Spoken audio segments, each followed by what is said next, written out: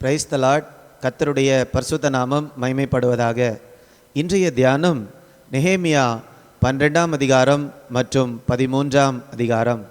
இந்த நாள் தியானத்திற்கான தலைப்பு பழைய ஏற்பாடு இன்றைக்கு ஏன் தேவை. பழைய ஏற்பாட்டு பரிசுத்தவான்கள் என்றாலும் புதிய ஏற்பாடு பரிசுத்தவான்கள் என்றாலும் நாம் எல்லாரும் சேர்ந்து தேவனுடைய ஒரு பெரிய குடும்பமாக இருக்கிறோம். இந்த காரியத்தை நாம் நம்முடைய மனதில் வைக்க வேண்டும். நாம் பழைய ஏற்பாடை படிக்கும்போது அநேகரை குறித்து நாம் படிப்போம், புதிய ஏற்பாட்டிலும் அநேகரை குறித்து நாம் படிப்போம். அப்போ உடனடியாக நமக்கு தெரிய வேண்டிய காரியம் அல்லது நாம் நினைக்க வேண்டிய காரியம் என்னவென்றால், நாம் எல்லாரும் தேவனுடைய ஒரு பெரிய குடும்பமாக இருக்கிறோம். எபிரேயர் 12ஆம் அதிகாரம் 1ஆம் வசனத்தில் நாம் வாசிக்கிறோம், இப்படிப்பட்ட திரளான அல்லது மேகம் போன்ற சாட்சிகள் நம்மை சூழ்ந்து இருக்க. இப்போ மேகம் போன்ற சாட்சிகள் அப்படின்னா யாரு? பழைய ஏற்பாட்டு பரிசுத்தவான்கள், புதிய ஏற்பாட்டு பரிசுத்தவான்கள், கிறிஸ்துவுக்காக வாழ்ந்து இயேசுவை ஏற்றுக்கொண்டு கிறிஸ்துவுக்காக இந்த வாழ்க்கை ஓட்டத்தை முடித்தவர்கள். அவர்கள் எல்லாரும் தான் மேகம் போன்ற சாட்சியாக நம்மை சுற்றி நிற்கிறார்கள். அப்போ நம்ம ஓடக்கூடிய வாழ்க்கையின் ஓட்டத்தில் இயேசுவை நாம் நோக்கி பார்த்து ஓட வேண்டும். அப்போ பழைய ஏற்பாட்டு பரிசுத்தவான்கள் நமக்கு தேவை. இயேசுடைய வாழ்க்கை ஒரு பூரணமான வாழ்க்கை.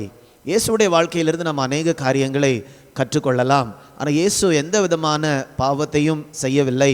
அவர் பூரணமாக பரிசுத்தராக வாழ்ந்தார். அதே நேரத்தில் பழைய ஏற்பாட்டு பரிசுத்தவான்களை நாம் பார்த்தோம் என்றால் அவர்கள் நம்மை போல பாடுள்ளவர்களாக இருந்து அவர்கள் வெற்றி பெற்றார்கள், தோல்வி பெற்றார்கள். ஆனால் இவைகள் எல்லாவற்றையும் தாண்டி தேவன் அவர்களை தெரிந்து கொண்டு தேவன் அவருடைய சித்தத்தை நிறைவேற்றி முடித்தார்.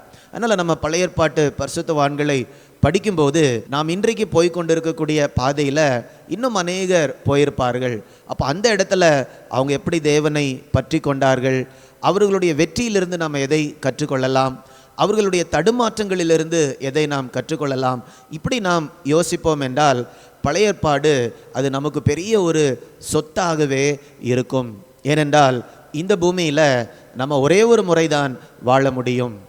எத்தனை பேர் வருத்தப்படுவாங்க தெரியுமா? தங்களுடைய வாழ்க்கையினுடைய கடைசி நாட்களில், ஐயோ இன்னும் ஒரு தடவை எனக்கு ஒரு வாழ்க்கை கிடைத்ததென்றால் நான் அதை இப்படி வாழ்ந்திருப்பேனே என்று சொல்லி, ஆனால் யாருமே எனக்கு சொல்லி கொடுக்கலையே, அப்படி வருத்தப்படக்கூடியவர் அநேகர். ஏனென்றால் இந்த பூமியில் வாழ்வதற்கு நமக்கு ஒரே ஒரு முறைதான் ஆண்டவர் வாய்ப்பு கொடுத்திருக்கிறார். 2 முறை நமக்கு வாய்ப்பு கிடைக்காது. ஆனால் அந்த ஒரே ஒரு வாய்ப்பு நமக்கு கிடைக்குது பார்த்தீங்களா? அந்த வாழ்க்கையை நாம் எப்படி வாழ்கிறோம் என்று ஆண்டவர் அவருடைய ஞாபக புஸ்தகத்தில் எழுதிவிடுகிறார். அந்த வாழ்க்கை நித்தியமாக அழியாததாக தேவனுடைய சமூகத்தில் காணப்படுகிறது. அதனால தான் இந்த பூமியில் இருக்கக்கூடிய வாழ்க்கையை நாம் எவ்வளவு நேர்த்தியாக வாழ முடியுமோ அந்த அளவுக்கு நேர்த்தியாக வாழ வேண்டும். அதற்கு நமக்கு என்ன தேவை என்றால், பரிசுத்தவான்கள், பழைய ஏற்பாட்டில் வாழ்ந்த பரிசுத்தவான்கள் எப்படி வாழ்ந்தார்கள், ஒவ்வொரு நேரத்தில் எப்படி தீர்மானங்கள் எடுத்தார்கள் என்று எந்த அளவுக்கு அதிகமாக நாம் படிக்கிறோமோ தியானிக்கிறோமோ அந்த அளவுக்கு நம்முடைய வாழ்க்கையை வாழ்வதற்கு நமக்கு உதவிகள் கிடைக்கும். இந்த இடத்துல நெகேமியாவுடைய நாட்களில் அவர்களுக்கு முன்பதாக வாழ்ந்த பரிசுத்தவான்களுடைய வெற்றி தோல்விகளை கவனித்து அதிலிருந்து குறிப்பான பாடங்களை அவர்கள் பெற்றுக்கொள்ளுகிறார்கள். இன்னைக்குள்ள தியான பகுதியில் சுமார் ஒரு 3 உதாரணங்களை நாம் பார்க்கலாம். முதலாவதாக 12ஆம் அதிகாரம் 27ஆம் வசனத்தை நாம் பார்க்கும்போது, எருசலேமுடைய அலங்கத்தை பிரதிஷ்டை பண்ண போகிறாங்க. அலங்கத்தை கட்டியாச்சு, இப்போ அதை கர்த்தருக்காக பிரதிஷ்டை பண்ண போகிறாங்க. அப்போ எப்படி பிரதிஷ்டை பண்ணலாம் என்று அவர்கள் யோசித்து அதற்கான காரியங்களை எல்லாம் செய்கிறார்கள். ஆங்காங்கே இருக்கக்கூடிய லேவியர்கள் எல்லாரையும் எருசலேமுக்கு வர சொல்லுகிறார்கள். அதன் பின்பு அவங்க தாவீதுடைய மாதிரியை பின்பற்றுகிறார்கள். 46ஆம் வசனம், தாவீதும் ஆசாப்பும் இருந்த பூர்வ நாட்களில் பாடகரின் தலைவரும் வைக்கப்பட்டு தேவனுக்கு துதியும் ஸ்தோத்திரங்களும் செலுத்துகிற சங்கீதங்கள் திட்டம் பண்ணப்பட்டிருந்தது. இந்த 46ஆம் வசனத்தை நாம் பார்க்கும்போது, தாவீதும் ஆசாப்பும் இருந்த பூர்வ நாட்களில் அவர்கள் எப்படி பாடல்களை பாடி ஆண்டவரை மகிமைப்படுத்தினார்களோ அதே மாதிரி இந்த இடத்துல இந்த ஜனங்கள் செய்கிறார்கள். 2 பெரிய பாடர் குழுவை அந்த நாளில் அவங்க ஏற்படுத்துகிறாங்க. ஸோ உங்களுக்கு நான் சுட்டி காட்டக்கூடிய காரியம் என்னவென்றால், இதற்கு முன்பதாக வாழ்ந்த பரிசுத்தவான்களுடைய வாழ்க்கையை பார்த்து அதில் நம்ம என்ன காரியங்களை கற்றுக்கொண்டு இன்றைக்கு செயல்படுத்தலாம் என்பதை நெகேமியா நாட்களில் அவர்கள் சரியாக அதை செய்கிறார்கள். அது மாத்திரமல்ல, 13ஆம் அதிகாரம் 18ஆம் வசனத்தை நான் வாசிக்கும்போது, உங்கள் பிதாக்கள் இப்படி செய்தார்கள். எப்படி செய்தார்கள் என்றால், இவர்களுடைய பிதாக்கள் ஓய்வு நாளை பரிசுத்தமாக ஆசரிக்கவில்லை. ஓய்வு நாளை பரிசுத்தமாக ஆசரிக்காமல் இருந்தபோது கர்த்தர் அவர்களுக்கு அதில் தண்டனை வர பண்ணினார். இப்பவும் இந்த ஜனங்கள் அதே விதமான அந்த தப்பை பண்ணும்போது அந்த தலைவர்கள் அவர்களுக்கு கற்றுக் கொடுக்கிறார்கள். உங்களுடைய பிதாக்கள் இதே மாதிரி தான் செஞ்சாங்க, தேவ தண்டனையை பெற்றுக்கொண்டார்கள். அதனால நாமும் என்ன பண்ணக்கூடாது, இதே மாதிரி நாம் செய்யக்கூடாது என்று தங்களுடைய பிதாக்கள் செய்த தவறுகளிலிருந்து இவர்கள் பாடங்களை கற்றுக்கொள்கிறார்கள். மூன்றாவதாக இன்னொரு காரியம், 13ஆம் அதிகாரம் 26ஆம் வசனத்தில் சாலமோன் ராஜாவை குறித்து அவர்கள் பேசுகிறார்கள். இஸ்ரவேலின் ராஜாவாகிய சாலமோன் இதனாலே பாவம் செய்தான். எதனால பாவம் செய்தான் என்றால், அந்த இடத்துல கலப்பு திருமணங்களை செய்ததினால அவன் பாவம் செய்தான். அவன் அவ்வளவு பெரிய தேவனால் நேசிக்கப்பட்ட ஒரு ராஜாவாக இருந்த போதிலும் அவன் இப்படிப்பட்ட திருமணங்களை செய்ததினால் அப்படிப்பட்டவனையும் மறுஜாதியான ஸ்திரீகள் பாவம் செய்ய பண்ணினார்களே. இவ்வளோ பெரிய ராஜாவாக தேவனால் நேசிக்கப்படுகிறவராக இருந்தாலும் மறுஜாதியாரை திருமணம் செய்தபோது அவர்கள் இவனுடைய இருதயத்தை கர்த்தரிடத்திலிருந்து தூரம் கொண்டு போய்விட்டார்கள். இப்போ சாலமோன் மூலமாக நிறைய நல்ல காரியங்களை நாம் கற்றுக்கொள்ளலாம்.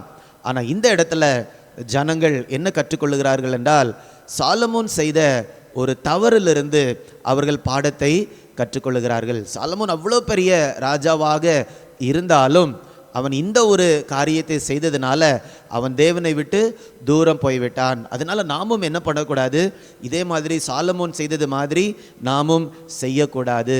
இந்த 3 இடங்களிலும் இவர்களுக்கு முன்பதாக சென்ற பரிசுத்தவான்களுடைய வாழ்க்கையை படித்து அதிலிருந்து படிப்பினைகளை பெற்று தங்களுடைய வாழ்க்கையில் அப்பியாசப்படுத்துகிறார்கள்.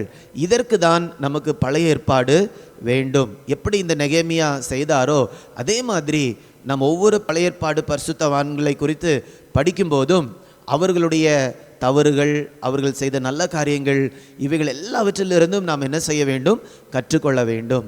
அவருடைய தவறுதல் மூலமாக கூட நாம் அநேக காரியங்களை கற்றுக்கொள்ளலாம். அதனால தான் அதிகமாக நம்ம பழைய ஏற்பாடை படிக்கும்போது, ஏன்னா பழைய ஏற்பாட்டில் அநேக விதமான பாத்திரங்கள், அநேக விதமான நபர்களை குறித்து நாம் வாசிக்க முடியும். நம்ம அதிகமாக வாசிக்கும் போது நிறைய பாடங்களை நாம் கற்றுக்கொள்ளலாம். அதனால பழைய ஏற்பாடு இன்றைக்கு நமக்கு தேவையா? அதிகமாக நமக்கு தேவை. அதிகமாக இந்த நாட்களில் நாம் பழைய ஏற்பாட்டை படிப்போம். அது தேவனுடைய வார்த்தையாக இருக்கிறது. இந்த நாட்களில் நாம் போய் கொண்டிருக்கக்கூடிய பாதைகளுக்கும் நமக்கு பழைய ஏற்பாட்டிலிருந்து நமக்கு நடைமுறை ஆலோசனைகளை பரிசுத்த ஆவியானவர் சொல்லி தருவார். நம்ம புதிய ஏற்பாட்டில் 1 கொரிந்தியர் 10ஆம் அதிகாரத்தை வாசிக்கும்போது 6ஆம் வசனத்திலிருந்து 11ஆம் வசனம் வரைக்கும் நாம் பார்க்கிறோம். தேவன் பழைய ஏற்பாட்டில் நடந்த காரியங்களை எல்லாம் நம்முடைய ஆலோசனைக்காக அவர் எழுதி வைத்திருக்கிறார். 11ஆம் வசனம், இவைகள் எல்லாம் திருஷ்டாந்தங்களாக அவர்களுக்கு சம்பவித்தது உலகத்தின் முடிவு காலத்தில் உள்ள நமக்கு எச்சரிப்புண்டாகும்படி எழுதப்பட்டிருக்கிறது. இப்போ பழைய ஏற்பாட்டு நாட்களில் நடந்த காரியங்களை எல்லாம் ஆண்டவர் நமக்கு எதுக்கு எழுதி வைத்திருக்கிறார் என்றால், அதை படித்து நாம் எச்சரிப்படைந்து ஆண்டவர் சொன்ன மாதிரி வாழ்ந்து அவரை சந்திப்பதற்கு ஆயத்தமாக வேண்டும். அந்த காரணத்திற்காக தான். அதனால் தொடர்ந்து கர்த்தர் இந்த பழைய ஏற்பாட்டு புஸ்தகங்களின் மூலமாக நம்மோடு பேசுவாராக, இடைபடுவாராக, நல்ல ஆலோசனைகளை கொடுப்பாராக, வழி நடத்துதல்களை கொடுப்பாராக, நம்முடைய வாழ்க்கையை பரிசுத்தப்படுத்துவாராக. நாம் ஜெபிக்கலாமா? அன்பின் ஆண்டவரே, உமக்கு நாங்கள் நன்றி செலுத்துகிறோம் அப்பா. வேதத்தில் நாங்கள் படிக்கக்கூடிய ஒவ்வொரு பரிசுத்தவானுடைய வாழ்க்கையின் மூலமாகவும் கூட நீங்கள் எங்களை நடத்த முடியும் என்று விசுவாசிக்கிறோம் அப்பா. இந்த நாளிலும் இதை பார்த்து கொண்டிருக்கக்கூடிய ஒவ்வொருவருக்காக ஜெபிக்கிறேன். ஒவ்வொருவருக்கும் எந்த இடத்துல உதவி தேவையோ, எந்த இடத்துல தடுமாறி கொண்டு இருக்கிறார்களோ, எந்த இடத்துல கிருபைக்காக ஆண்டவரே காத்து கொண்டு இருக்கிறார்களோ, வேதத்தை படிக்கும்போது அவர்களுக்கு ஆண்டவர் தேவையான நன்மைகளை கொடுத்து ஆசிர்வதிக்கும்படியாய் ஜெபிக்கிறேன். ஒவ்வொருவருடைய வாழ்க்கையும் ஆண்டவர் இன்னும் பரிசுத்தமாக்கும்படியாய் ஜெபிக்கிறேன். கர்த்தருடைய வருகைக்கு எங்கள் ஒவ்வொருவரையும் ஆண்டவர் ஆயத்தப்படுத்தும்படியாய் ஜெபிக்கிறேன். மீட்பர் இயேசுவின் மூலம் கேட்கிறேன் ஜீவனுள்ள நல்ல பிதாவே. ஆமேன், ஆமேன். God bless you. God bless you.